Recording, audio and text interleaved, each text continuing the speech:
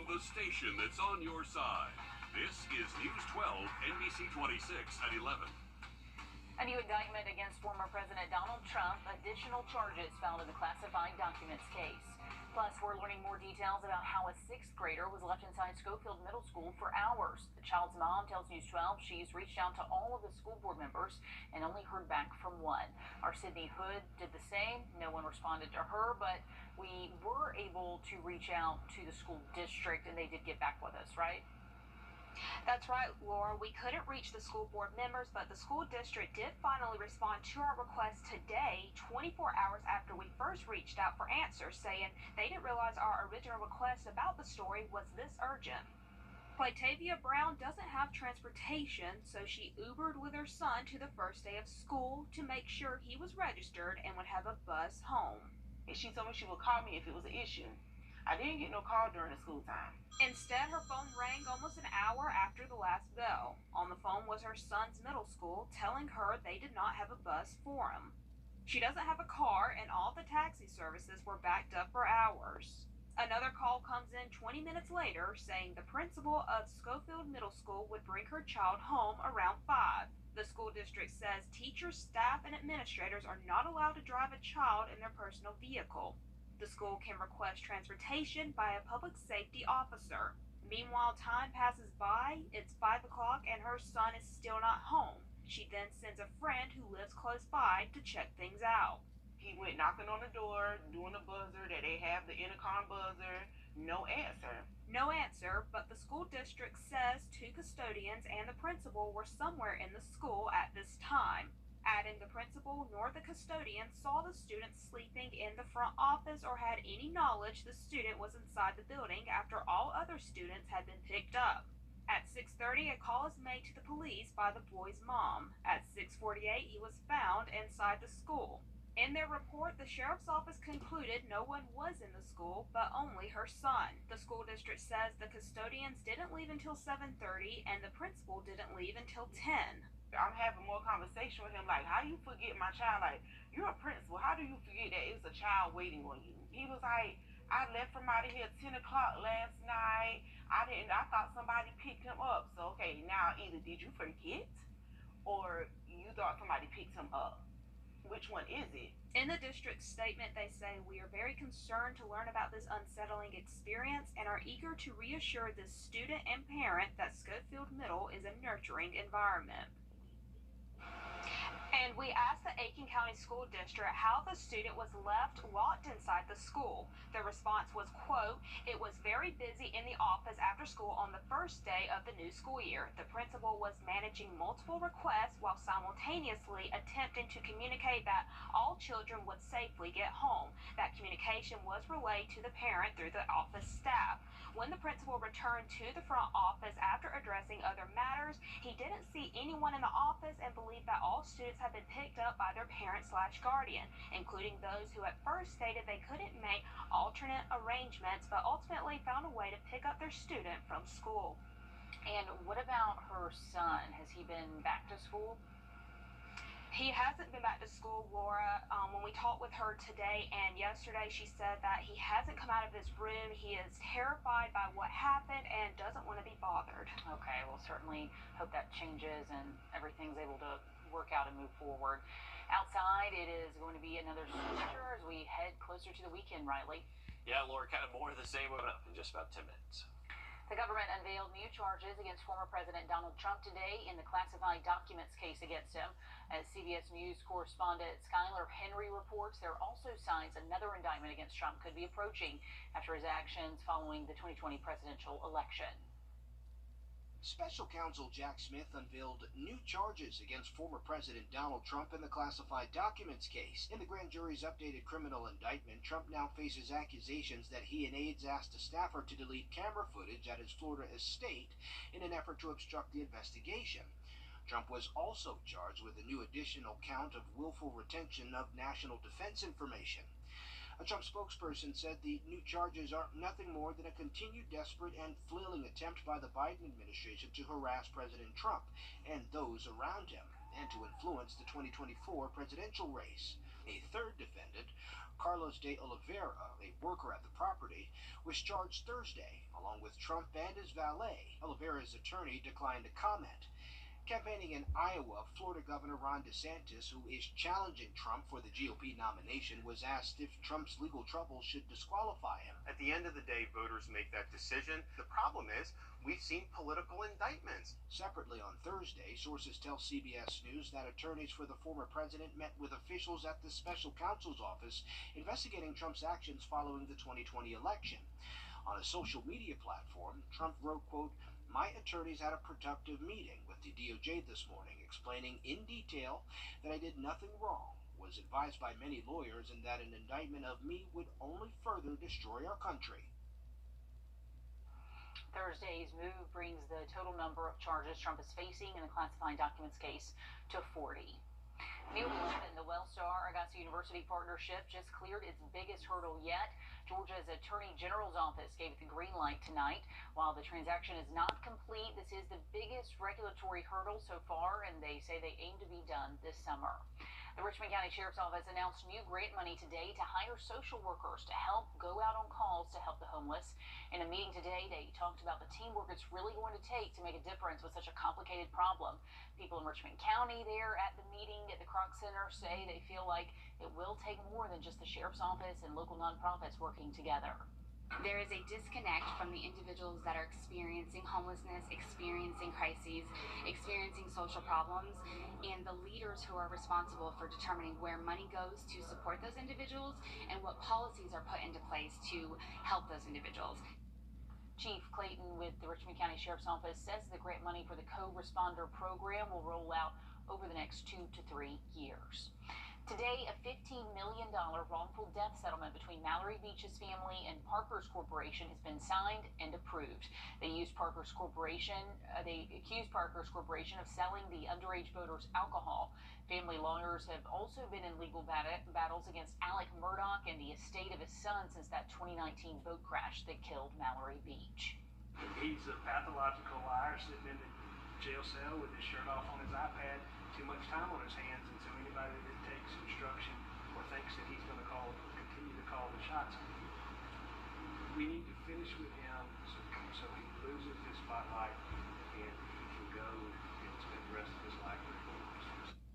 Beach's mother told the judge she understands there may not be any money left from the lawsuits in the Murdaugh estates. She said it was all about holding people accountable.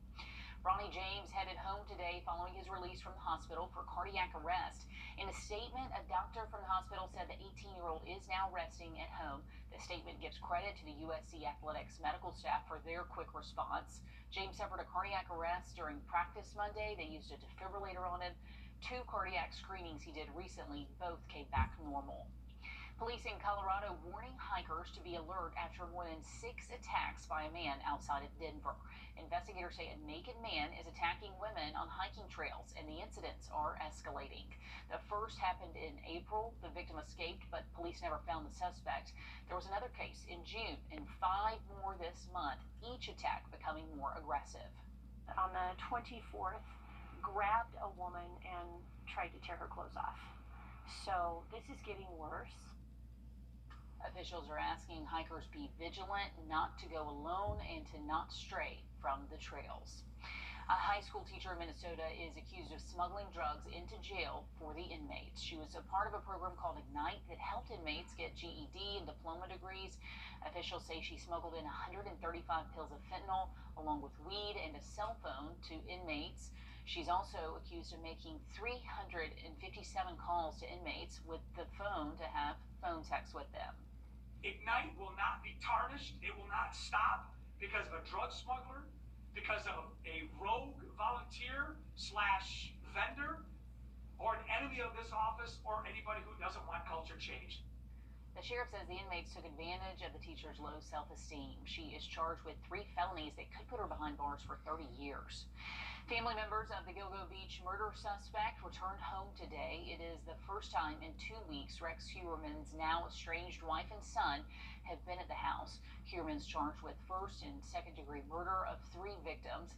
The district attorney says they're working towards filing charges against him in a 4th case. South Carolina's high school football league finals are coming to Orangeburg County. Finals for all 5 classes will be at the Bulldog Stadium on South Carolina State University's campus. The state finals run from Thursday, November 30th to Saturday, December 2nd, and it will be the first time all 5 state finals will be held at SC State. Orangeburg also hosting the Dixie Softball World Series next year, so a lot of big things happening in Orangeburg. Gap Ministries helped out the community today with students picking up book bags as they head back to school. Volunteers are there to help people in need every single Thursday, and we were there as kids picked up supplies they needed. Others came in for services, including medicine or glasses. Volunteers even took people to the DMV to get brand new IDs. So a lot of good happening there, and there are more book bag drives planned for this weekend and next week. You can find them all on Wrdw.com. And heading into the weekend, we're going to hang on to some summer heat, but storm chances do look a little bit higher over the next few afternoons. We'll have that full forecast coming out. And strong storms caused trees to impale an Ohio home. We'll show you some of the damage coming up. Since I arrived here 3 years ago, I've fallen in love with the area. There really is a lot to do. Some of my favorite places include downtown Augusta. I love the atmosphere on Broad Street. Plus, I'm a dog mom, so you may see me sometime at Pendleton King or Evanstown Center Park with my dog Remy. I love exploring the city so I can enjoy it with my family when they visit, which is often. And of course, I've made lots of friends through work and play. This may not be where I'm from, but this is where I call home. Experience the Infiniti QX60 at your local Infiniti retailer. Check out this storm damage up in Ohio. You can see this large tree just impaled a home, shot right through the roof, like spears into that bathroom. Well, we weren't home. We were just down the street at my sister's, and my daughter was here, and she called and said there was a big boom. Something hit the house. So that's when we come down and found out the tree had gone through the house. Fortunately, everyone was okay. Most of them weren't home, but the damage from those storms was pretty bad. As you can see, a lot of trees on homes, a lot of cleanup up there in Ohio. And here it's been pretty quiet. I hesitate to say that, Riley, but we had that stormy period, and now we've kind of dried out. Yeah, most of this week has been pretty dry for us. Haven't really tracked too many storms the past few days. This is the fossil of a plant-eating antelope-sized dinosaur that roamed the plains of Southeast Asia about 150 million years ago. Researchers in Thailand recently showed off what they describe as one of the best preserved fossils ever found in the region. This specimen it's fairly complete from about the base of the neck through the base of the tail. It's got the legs, part of the skull, and really importantly, a really well-preserved hand, which doesn't happen very often in these animals. They discovered the fossil northeast of Bangkok in 2012. Researchers took years to study it before presenting their findings. Happening today in a Michigan courtroom, the fate of the Oxford High School shooter, Ethan Crumbley, is being decided. In Michigan, there's no death penalty, so an Oakland County judge will ultimately decide if Crumbley should serve the rest of his life in prison. Cole Higgins reports. A judge hearing arguments from the prosecution and defense on whether Oxford High School mass shooter Ethan Crumbley could possibly be rehabilitated or face life in prison. The amount of research and planning and preparation that went into it, and the way he carried it out. The picking and choosing of who would die. In court, Crumbley's journal entries read aloud by detectives. I'm going to record the shooting so when they show the video in court, everyone can see their children and friends dying. I want for the parents to see their kids burned to ash and bawl their eyes out. I'm going to spend the rest of my life in prison, rotting like a tomato. Supporting the prosecution's argument that Crumbley's premeditated desire to inflict torture and pain upon his victims is a key reason the 17-year-old should spend the rest of his life in prison. The parents who lost their children that day, and those that are here with scars and bullet holes in their bodies. Your Honor, there is only one way to do that. Victim impact statements also expected to help the prosecution make its case on why Crumbley should have no chance of a possible release. The shooter's attorney, Paulette Lofton, says the defense will show Crumbley is not irreparably corrupt and should be sentenced to a term of years in prison. Crumbley pleaded guilty to 4 counts of first-degree murder and 20 other charges related to the 2021 mass shooting. I'm Cole Higgins reporting. The hearing continues tomorrow. Large flames rage at a Texas recycling plant. We've got what they think caused this fire coming up. And as we head to break, a live look at Washington, D.C. and your winning lottery numbers tonight. Fragrance Expectations, Vibrant from Airway. A large fire broke out at a Texas recycling yard today. Check out these massive flames at a Texas recycling plant. Police said the fire started after an explosion this morning as firefighters battled the blaze. Some small explosions could be seen in the middle of the fire, sending sparks in the air. Miraculously, no one was injured in this, and if you see the video, it is pretty miraculous, but the cause of the fire is still under investigation. The Chattanooga Lookouts baseball team has pulled a shirt from the team store after some fans said it looked like a racial slur. The team has had the logo since the early 90s. Xavier Harris has more from fans. Who greenlighted this? On Tuesday, Marcus Tate posted this video on TikTok. That's all I want to know. Like, who looked at this like, yeah, send it. Send it to the press. He says the shirt could easily be mistaken for a racial slur. It looks exactly like it. It looks exactly like the slur. Since posting the video, it gained over 200,000 views and several comments agreeing and defending the shirt. Do you feel like this is just something that folks may be being just a little too sensitive about? I think so. Yeah, absolutely. That and so much more. Some people say that, you people are too sensitive. If someone is offended by the shirt, and if they do find it offensive, that's their prerogative. They can do that, and I don't think the people on the opposite side of that should use "I never get offended" as a weapon. According to the officials with the team, they've had the same logo since 1991. But recently, if you visit the team's official website, you will no longer see the shirt. The organization took the shirt off the web and it's no longer available for purchase. Do you think that was a good idea? I think so. Like maybe if I weren't from here, I might be like, oh, just do like a little double take. So I went out to Coolidge Park to see if I can find some folks who aren't from the area and get their take on it. Wow. I'm beyond speechless. Melanie Aycock is from Atlanta and says although she now knows it's a baseball team logo, she wouldn't want to wear the shirt because it appears too much like the racial slur. I don't want to offend anyone, not just my community.